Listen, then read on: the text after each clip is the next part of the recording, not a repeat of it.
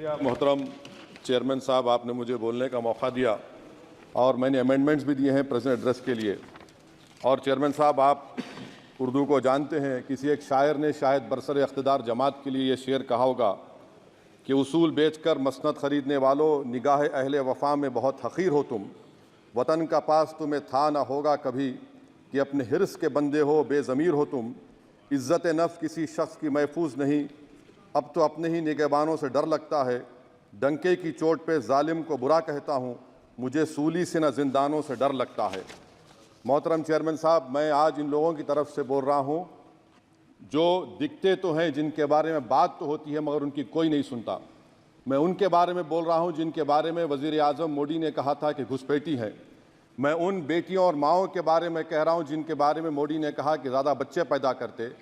मैं उन मासूम नौजवानों के बारे में कह रहा हूँ जिनको मॉब लिंचिंग के ज़रिए मारा जा रहा है। मैं उन बेज़ुबान माँ और बाप के बारे में बोल रहा हूँ जिनकी औलाद आज इस हुकूमत के गलत कानून के चक्कर में जेलों में सड़ रहे हैं।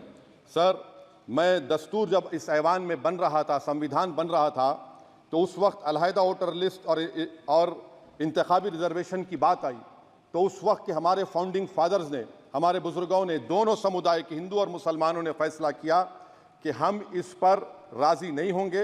बल्कि उन्होंने क्या कहा था हमारे फाउंडिंग फादर्स ने, उन्होंने मुखालिफत की थी अलहदा वोटर लिस्ट की और इंतखाबी रिजर्वेशन की। उन्होंने कहा था, I quote sir, it is the duty of majority community to ensure that minorities are elected in the representative numbers. BJP मुसलमानों की नफरत पर जीतती है और मुसलमानों के नाम निहाद मसीहा मुसलमानों के 90% ज़्यादा वोट हासिल करते हैं, मगर फिर भी इस ऐवान के दरवाजे नहीं खुलते मुसलमानों के लिए और सिर्फ 4% मुसलमान जीत कर आते हैं। सर, संविधान सिर्फ एक किताब नहीं है जिसे चूमा जाए, संविधान एक किताब नहीं है जिसे दिखाया जाए, संविधान एक सिंबल भी है, मगर संविधान एक हमारे बुजुर्गों के ख्वाबों की किताब है।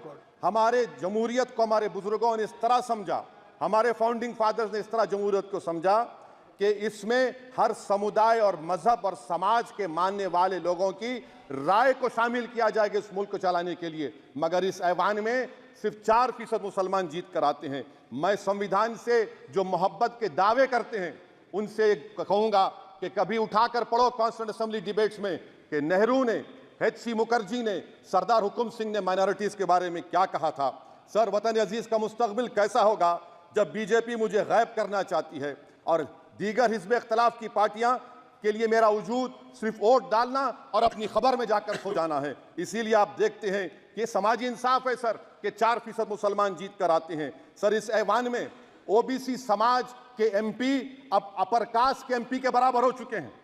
OBC समाज के MP अब अपर कास्ट MP के बराबर हो चुके हैं और 14% मुसलमान सिर्फ 4% जीत कर आते हैं।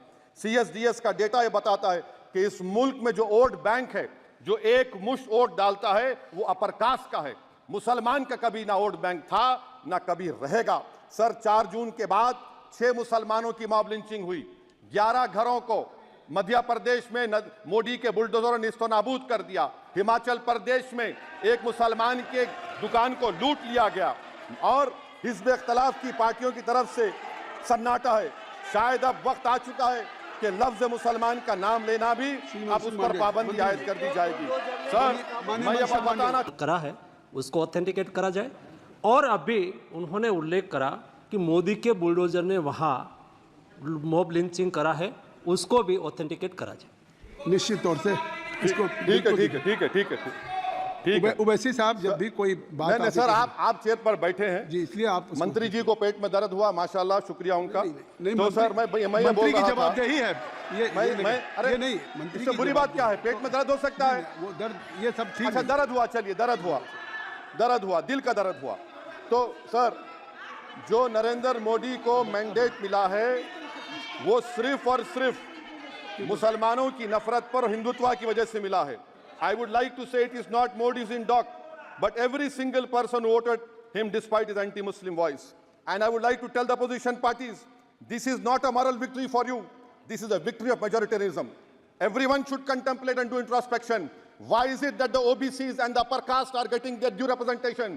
Why are the Muslims not getting? Are we here only to vote for you and not to get elected? If that is the case, please tell us that we are only here to vote for you. Sir, आज भारत के आधे नौजवान बेरोजगार हैं और रोजगार की तालाश, बेरोजगारी का आलम यह है सर कि मोदी सरकार के 5 साल में 75 लाख एस्पिरेंट्स की जिंदगी बर्बाद हो गई, 6 पेपर लीक हुआ। बेरोजगारी का आलम यह है सर कि रशिया जा रहे हैं, वहां जाकर अपनी जानों को दे रहे हैं। बेरोजगारी का आलम यह है कि नरेंद्र मोदी रोजगार का कैंप चलाती है नौजवानों के लिए कि तुम इजराइल में जाकर काम करो, उनको कैनन फॉडर बना रही है ताकि फलस्तीनियों की जायदादों को हड़प कर सकें। ये भी कंक्लूड कर। अरे सर मेरा टाइम है, कहाँ टाइम है सर, आप ये टाइम ले लिए मेरा सर, मैं 2 मिनट दीजिए। ये विश्वगुरु की पॉलिसी है।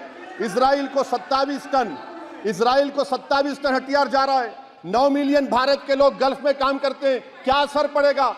47,000 इजरायली फलस्तीनी मार चुके हैं।